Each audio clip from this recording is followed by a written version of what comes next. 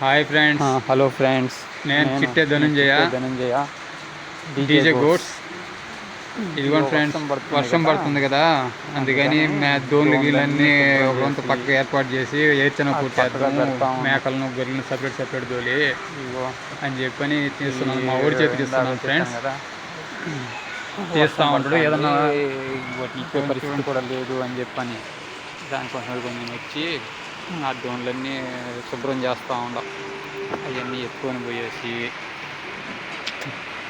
అన్నీ పక్కన పెట్టి, ఇగో మా బుజ్జిముండ ఆ దోణిలో కొనుక్కొని రాత్రి వేసిన ఇదంతా తిని అంతా బొట్లో కొనుక్కునింది. ఎచ్చగా ఉంటుందా అదంతా కొనుక్కునింది, అంత ఎత్తకుండా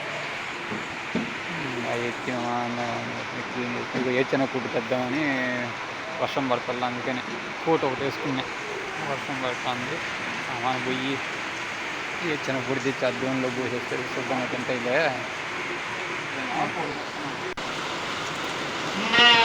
ఇగో పోతా ఉన్నాయి పొట్టేళ్ళు బస్కి. పొట్టేళ్ళని అవతల దొడ్లు దొడ్లకు చాలుతా ఉంది, ఎందుకంటే అన్నీ ఇరుకైపోయింది. ఆ దొడ్డే రాత్రి వర్షం పడింది కాబట్టి. ఇక మేము లారీ వచ్చింది, మా భార్య నేను ఇద్దరము ఒక్కడినే మోసుకుపోలేను కదా, అందుకని వచ్చి నాకు సాయం చేస్తూ ఉంది. నేను మారుస్తూ ఉన్నాం.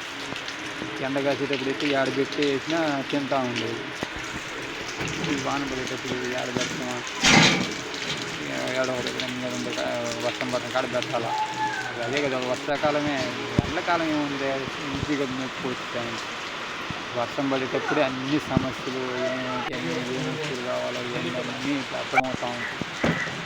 దొడ్లో వచ్చింది మా బుద్ధి ఉన్న దోన్లో కొంచెం తిప్పుతూ ఉంటే దిగమంటే దిగల, సరే అని ఎత్తుకుపోతా ఉన్నాం.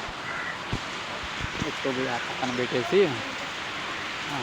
బుజ్జ మా ఇంటి మీద ఫ్రెండ్ అవి అప్పుడు ఆ పిల్లంతప్పుడు తెచ్చిన వాళ్ళ అమ్మని, అది ఇప్పటికి 3 ఈతలు ఏమింది, ఇప్పుడు 4వ ఈత పిల్లలన్నమాట. అది మన ఇంట్లో ఉంటే ఇంట్లోకి వచ్చేసి మంట నుంచి నెక్స్ట్ అనుకుంటుంది ఫ్రెండ్స్.